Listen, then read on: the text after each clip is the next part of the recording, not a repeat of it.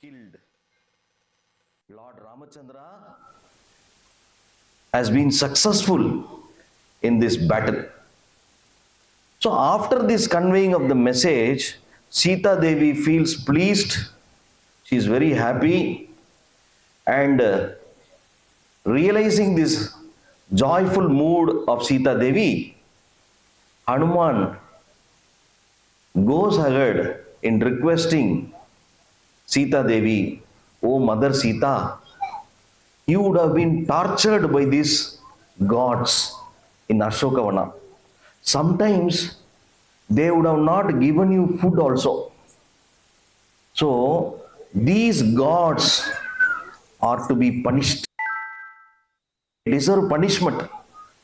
So if you can give me permission, I will go around and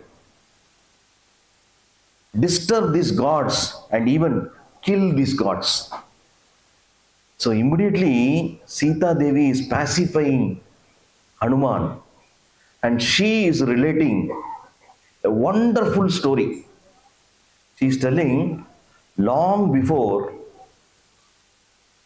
a hungry tiger chased a person in the forest, and this person ran for his life. He ran so fast that it was becoming very difficult for the tiger to catch him. And in the long distance, this man found a tree outgrown in size, very tall. Immediately, without even thinking, this man climbed the tree and sat in the branch. And this poor tiger felt cheated, betrayed. It couldn't honor by killing this person. He escaped. The tiger couldn't tolerate. With a lot of, hatred, it looked at the top. This fellow was sitting safe. And in the next branch, the tiger also saw a bear, Kardi. It was also sitting. And then the tiger realized this particular tree is the house of the bear. So, this tiger proposed a deal to the bear. "Oh, Mr. Bear, today somebody has entered your house. This man is actually a food of mine. He somehow escaped and is sitting pretty in the branch. Can you please do me a favor? Can you please push him down?" The bear immediately responded, "No, Mr. Tiger, I cannot push this person, because there is some ethics in life. There should be some dharma followed, some principle should be followed. So I have sheltered this person. He has come to my house for shelter. So it is not a good ethics to punish or betray. So I will not push him down." So immediately this tiger realized that it cannot be successful in convincing the proposal to this bear. So it turned the face towards the man, the human being. And now it is giving another new proposal. "Oh, my dear sir, you are supposed to be my food, but somehow you are sitting pretty there. No problem. It will take for me some effort to climb up and catch you. I may do it at any time, but I don't want to do. You please push the bear which is sitting next to you, and I will eat that bear and I will leave you." Remember, this man is representing one of us. Without even thinking for the second, he immediately pushed the bear. We think animals don't have intelligence, they don't know what to do and what not to do. But here we see the bear, it is having an ethics. It doesn't want to cross the line. It is having some principle to be followed. But The so-called man, as soon as he hears that the tiger will leave, immediately he compromises. He forgets there is a gain, so I will do anything for that. So he pushes the bear. The bear was falling upside down. By the Lord's arrangement, a small shoot, a small branch was protruding. Immediately, this bear, out of sheer anxiety, caught hold of that small shoot, and it was quick enough. It bounced inside the branch, and it made sure that it is safe. Now the tiger felt it missed the second chance. Eh? Now it again proposed to the bear. It said, "What type of person you have given shelter, sir? This person is very chalu. He is very selfish. See what he did. He didn't even hesitate to push you for a small gain to protect himself." So the bear, again, without even thinking, it responded, "Whatever may be, let the person behave to his choice. I am least bothered about this human being, what he does, how he behaves, and what is his intention. It should not disturb my principle." If a person is principled, if a person is having a purpose in life, if he is referred as a sincere, honest person, he cannot be disturbed by another person's attitude and behavior. So, I will not be bothered about this person acting and reacting. I have principle in life and I do not want to compromise. I do not want to sell this ethics habit for any cause. And to everybody's surprise, the bear continued to follow its principle. This particular story had been recollected by Mother Sita and related to Hanuman to emphasize the fact that a person, if he is very ethical, he will not be disturbed. Even for a moment, I never think that for my suffering, these gods are reason. No, I never think like that.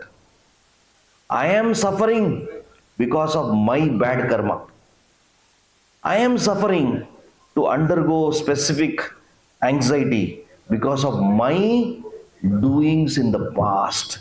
And these gods have nothing to do. Now, we have a very important point to understand. We too also have a life to live. And in this life, we see, we accuse, we have difference of opinion about so many individuals. Why? Because we think what we are undergoing, the pain we are suffering, is because of these individual, because of this particular person. And that gives a different approach, a different disposure to different individuals.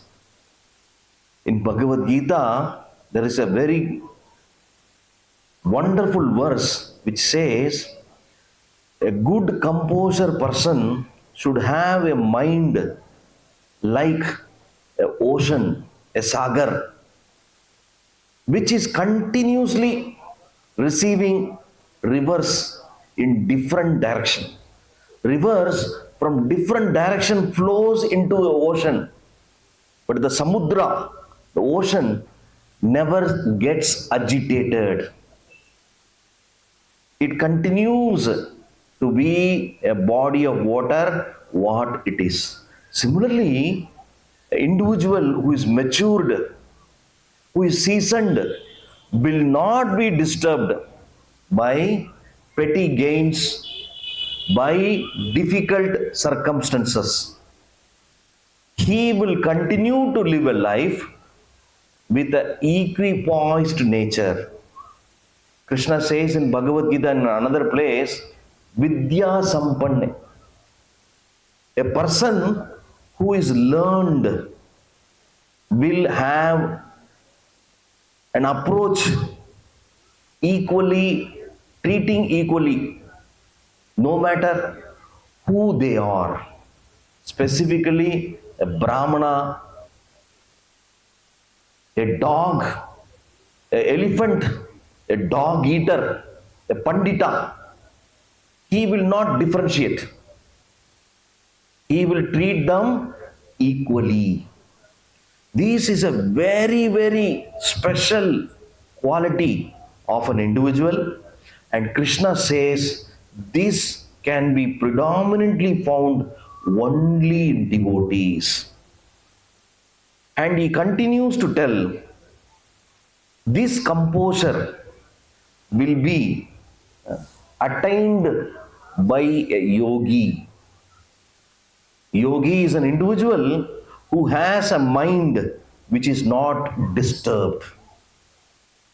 One of the prominent reason for not being disturbed is because of humility. There is an instance of displaying this wonderful quality of humility in the period of Ramanuja Acharya. Ramanuja Acharya had many wonderful students. One of his elderly, very good, prominent student was Ananta Acharya. He was a very, very humble individual. And one day when Ramanuja Acharya was teaching his students, Ramanuja Acharya asked very unique question. He asked his student, I have an important assignment today and I expect one of you to take up. What was the assignment? Ramanuja Acharya asked that one of you, one amongst you, should go to Tirumala, Tirupati, and establish a Nandavana, a small flower garden, and carefully pluck flowers, make a garland and offer daily to Lord Venkateshwara. There is a dearth in the upachara and I want one of you to go daily and worship Lord Venkateshwara, making a small kutir here. And all the students were seeing each one and they were reluctant. Why? In those days, the area of Tirumala was a dense forest. In the forest in the evenings, very dangerous animals will come and go. So nobody will dare to stay there. And our spiritual master Gurudeva is giving a very, very tough assignment. And one of the students who was hearing is Ananta Acharya. He came forward and he told his beloved Gurudeva, Ramanuja Acharya, that he is ready to go to Tirumala to perform these upacharas for pleasing Lord Venkateshwara. And he requested Ramanuja Acharya's blessings and wishes. Ramanuja was highly pleased that Ananta Acharya has decided to go and personally serve Lord Venkateshwara. He left and he reached Tirumala after a very, very tiresome journey. In those days, there was no vehicle, so he had to walk a long distance, go by bullock cart, and somehow, after a lot of initiative, he safely reached the abode of Lord Venkateshwara, Tirupati. And in Tirupati, when he got down, when he moved close to the temple, he realized that it is a very dry place. There is no water. The purpose why Ananta Acharya is in Tirupati is because he wants to make a small cultivation and make a garden for serving Lord Venkateshwara. But in a place where there is no water, in the dry land, it becomes extremely challenging to make an area of garden and cultivate, regularly water. Very, very tiresome, very challenging. So Anantacharya decided to dig a well. Now digging a well for a very elderly person is not a easy task. It is going to be very, very difficult. So he took the mammootty and he personally started digging the ground. It was very difficult. And he gathered a few gravel and few small stones and he handed over to his wife. Anantacharya's wife is very weak, very elderly, very old. To carry a vessel full of stones and pebbles and to throw them in a very distant place is very difficult for her. But still, as an obedient wife, she received the vessel filled with mud, dirt, stones, sometimes bigger stones, gravels, and where with great difficulty she walked and threw the remnants and she came back. It took lot of time. But Anantacharya was slow. He was very tolerant. And there came suddenly a small, very attractive young boy. He went to Anantacharya. Sir, can I be given an opportunity? Can I assist you? Anantacharya was very particular not to take anybody's service, anybody help. So he refused. No, you are very young. It will be very troublesome. You don't take the trouble. I will manage. But the boy said, no sir, your wife is struggling. Let me at least assist your wife. For that also Anantacharya said, no, you cannot. You should understand, seeing the difficulty of Anantacharya is very sincere devotee.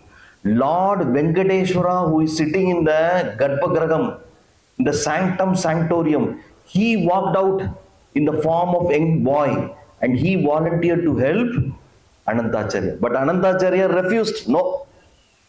And he went, the young boy, and Lord Venkateshwara went to his wife and he pleaded. Seeing the attractive face, the elderly woman's motherly heart melted. She couldn't refuse. She heard from the young boy that her husband refused the chance. But she said, without my husband's eyesight, you don't go into it very close. I will just pretend as if I am receiving, then I will give it to you. You can go throw and come back and give. So Anantacharya was giving the dirt to his wife. Wife walked a few feet and gave it to Lord Venkateshwara, young boy. Lord Venkateshwara is Krishna himself. He is Balavan. He is the source of strength.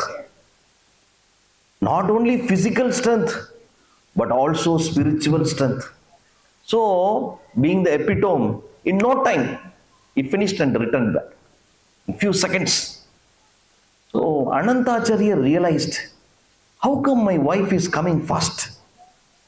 How come my wife suddenly became very active? How come situation suddenly changed? So he asked his wife, my dear wife, how you are behaving very energetically? What is the reason behind? What is the secret of your energy? So wife, in a very shying way, she said, no, you are simply mocking on me. என்ன நீங்க கிண்டல் அடிக்கிறீங்க. நான் ரொம்ப கஷ்டப்பட்டு with lot of effort I am going and doing my duty. You are behaving like this. It is not good, like that wife said. But still Anantacharya could make out something is happening. What is the reason behind? Let me find out. After giving his wife the vessel, he peeped out. What is happening? Who is there to help my wife? Is there somebody? Yes. As he realized, this young boy is helping his wife. He was disturbed. How can my wife take help? This is not good. So he chastised his wife and said, hey boy, you don't come here. And immediately after Realizing that Anantacharya has noticed him, the boy ran fast to escape the hands of Anantacharya. Even though Anantacharya is very elderly, very old, by the sheer determination to catch this young boy, he went very fast, very fast, very close. Almost he caught the young boy, but still the boy managed to escape. Lord Venkateshwara ran. He was having a small mammuti in his hand. With that mammuti, he throwed at the young boy, expecting that this mammuti will fall in front and this child can be caught by me. But unfortunately, that mammuti, that small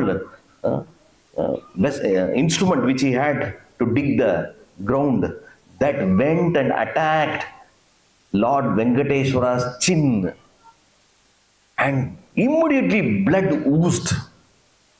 Anantacharya could realize that this boy had been hurt. In spite of being hurt, he immediately went inside the Garbhagriha and the door closed. Anantacharya couldn't enter, and he could realize that the boy is none other than Lord Venkateshwara, Govinda himself. He paid Shastanga Namaskar to Lord Venkateshwara and he begged forgiveness. Pujari went inside to do the upacharas and he realized that the chin of the deity is damaged. Continuously blood is oozing out. He is trying to clean, he is trying to keep the silk soft cloth and try to dry the blood. No, it is not stopping. Continuously it is coming. Then started the practice of offering camphor, Pachai Katpuram. Even today, when we go to take darshan of Lord Venkateshwara, we can see in the chin there is a special camphor, Pachai Katpuram, offered to Lord, which acts like medicine for the injury the Lord had due to Anantacharya. So Anantacharya is such a very humble devotee, sincere devotee, rendering service to Lord, and even the Supreme Personality of Godhead, Lord Krishna, who attracts everyone, is being attracted by Anantacharya. In simple words, Krishna is named for the purpose that he is Akarshana, he is attracting everyone. So he is referred as Krishna. But that Krishna is attracted by the selfless offering of a pure devotee. Let it be Anantacharya or let it be Arjuna. Arjuna surrendered to Lord Krishna selflessly, and Krishna is moved by such a self-surrender, but such a selfless act. And as a result, as a reciprocation, Krishna gives his very self. That is why we see Krishna assumes a position of a charioteer, taking instruction from his devotee. So such is a very special gesture of Lord Krishna. Krishna is telling in Bhagavad Gita, Samoham Sarva Bhuteshu, I am equipoised to all, but when it comes to devotee, I give them special favor. He sees all beings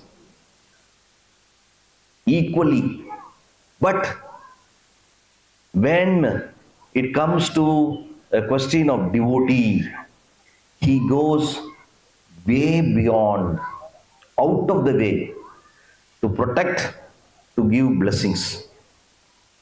That is the assurance Lord Krishna gives in Bhagavad Gita. And in this particular verse, Krishna is reflecting in this very, very special quality. A surrendered soul can only have the privilege of enjoying this flavor. A senior devotee, to make us understand and realize, gives a very nice situation. He relates with a situation wherein a pregnant deer is suffering pain intolerably because it is pregnant. It is carrying a little deer.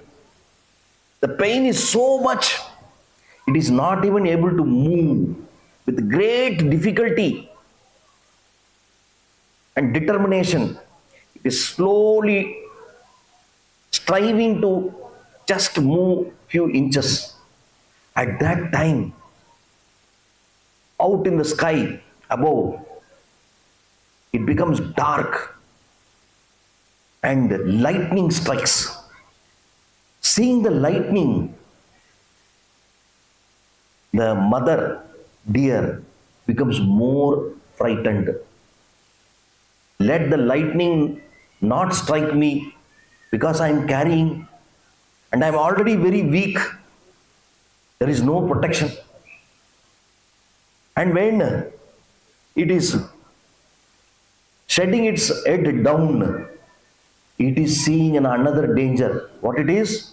A hunter at a long distance is sharpening his target. Normally, hunters are very, very expert. They will hit the target deer even if it is jumping, hopping and moving lightning fast. Deer is known to be very, very active, very swift. But this poor deer is pregnant and it is too weak. It is not even able to move few inches. And to hit a stationary deer is a joke for an hunter. He is having super ability. So deer has more reasons to be depressed. And it is turning to another direction for shelter. And there it is seeing a much more bigger trouble. What it is? A lion is swinging its tongue in hungry mood, thinking, finally I have got deer. My food has arrived in a platter. So 3 different dangers: lightning, then the hunter, then the lion. And the situation where the deer is in is making it more complicated because it is pregnant and it is having a lot of pain, no energy. So, like everyone else, the deer is very perplexed, very, very bewildered and looking unattended. There is no safety. At that time, the deer is having a thought. What is the thought? Can I control the lightning? No. It is miles apart. Can I misguide or safeguard myself from the hunter's arrow? No. Can I keep pace with the ability of the lion? No. I cannot run. So, all these dangers, all these difficulties are super strong. And in front of it, I cannot be capable. I cannot have features in which I can safeguard. But I have one privilege. What is it? I can safely deliver the child which I am carrying. The little deer which is in my stomach, in my embryo, I can at least give full attention and full focus so that the little one can safely have its birth. So for next few moments, it closed its eyes and focused simply only on his little young one in her carriage. With full attention, it tried to give a delivery to its little young child. At that moment, to everybody's surprise, a very strange, unique sequence of incident unfolded. What happened? The lightning struck the hunter, and the hunter collapsed, and while collapsing, he released the arrow from his bow, and the arrow went and it missed the deer and hit the lion behind, and the lion was killed. Now all the three difficulties was handled very, very nicely, very, very intellectually, very, very intelligently, very ably. But the poor deer had no road. So what we can understand from this incident is, many times we realize that we are helpless. We do not have forums. We cannot be successful in spite of our capability, in spite of our capacity, in spite of the resources what we have. We are dependent on Lord. If the all merciful Lord decides to save us, to guide us, then no situation, no circumstance can test or challenge us. So, we as a being should understand that our focus, our interest, our inclination should be only to serve the Supreme Personality of Godhead, Krishna. No matter what the circumstance, what the situation we are in. We normally tell a true leader is one who gives himself when the situation demands. He is the true leader. For a second, please introspect. What is the situation of Bhagavad Gita? The Supreme Personality of Godhead, Krishna, gives himself to Arjuna. To help and guide Arjuna, he comes directly to the field. And what is the field? It is a battlefield. The Lord doesn't hesitate to appear even in the battlefield to protect his devotees, to guide a surrendered soul. Such is the significance and importance for devotional service. So, many times it is very, very difficult to practice or balance these events. We can understand even for a child who is learning to drive a bicycle, at first it will not have balance. The cycle will shake. Is it not? It is difficult, it is learning. So similarly, one should understand we are learning to live our life and we need experts to guide, experts to advise us. Somehow to learn ability to become a master of different arts, different versions of studies, we approach experts. We get ourselves admitted in a institution. We undergo a course. But when it comes to spiritual practices, we tend to think automatically it should flow. But Mahabharata, Bhagavad Gita is a very practical unfolding of incidents to make us realize that one should surrender. One needs Guru, one needs shelter, and that shelter Bhagavan Lord Krishna is offering. Shri Vallabheti Varadeti Daya Pareti Bhakta Priyeti Bhava Lundana Kovideti Nadeti Naga Sayaneti Jagan Nivaseti Alappinam Pratidinam Kurumam Mukunda. That Mukunda, who is giver of liberation, is so merciful. He is the husband of Lakshmi. He is the possessor of all wealth, what we anchor, what we look.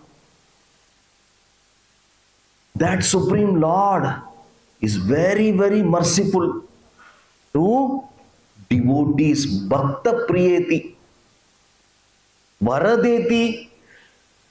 He can give any boon. So he is referred as Varadaraj.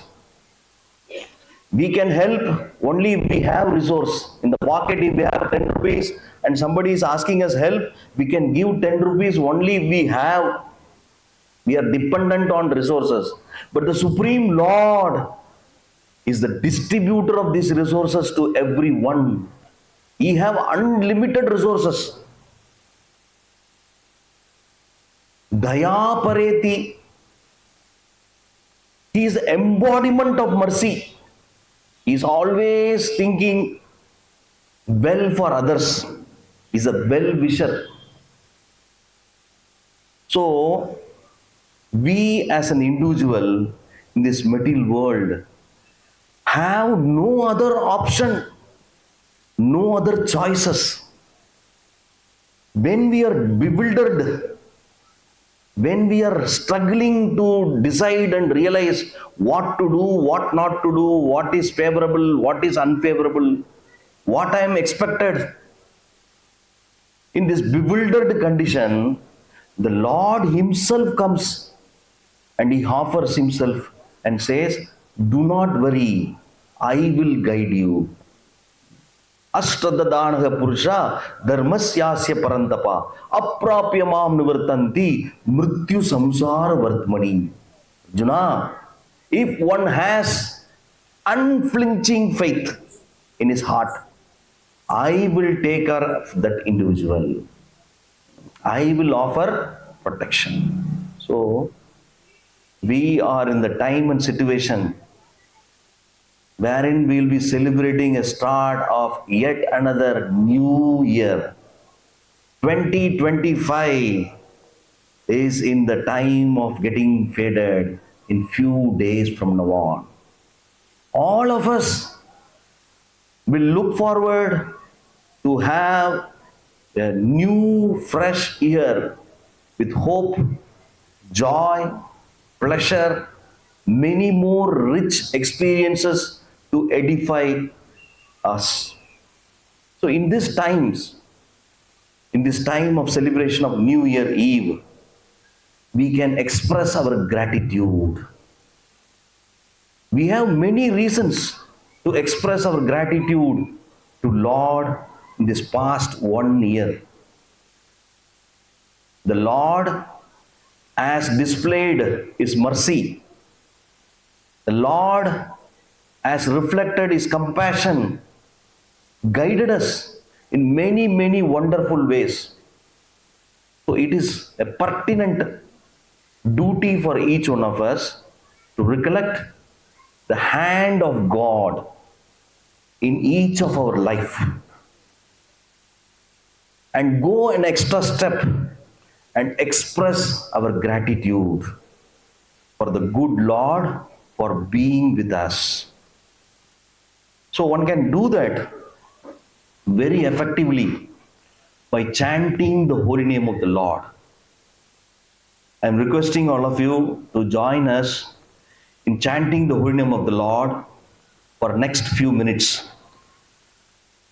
We'll all chant together, slowly, together. Please repeat. Hare Krishna, Hare Krishna, Krishna Krishna, Hare Hare, Hare Rama, Hare Rama, Rama Rama, Hare Hare. Let us all chant together, please. Hare Krishna, Hare Krishna, Krishna Krishna, Hare Hare, Hare Rama, Hare Rama, Rama Rama, Hare Hare, Hare Krishna, Krishna Krishna, Hare Hare, Hare Rama, Rama Rama, Hare Hare, Hare Krishna, Krishna Krishna, Hare Hare, Hare Rama, Rama, Hare Hare, Hare Krishna, Krishna Krishna, Hare Hare, Hare Rama, Rama Rama, Hare Hare, Hare Krishna, Krishna, Hare Hare, Hare Rama, Rama Rama, Hare Hare, Hare Krishna, Krishna Krishna, Hare Hare, Hare Rama, Rama Rama, Hare Hare, Hare Krishna, Krishna Krishna, Hare Hare, Hare Rama, Rama Rama, Hare Hare. Louder.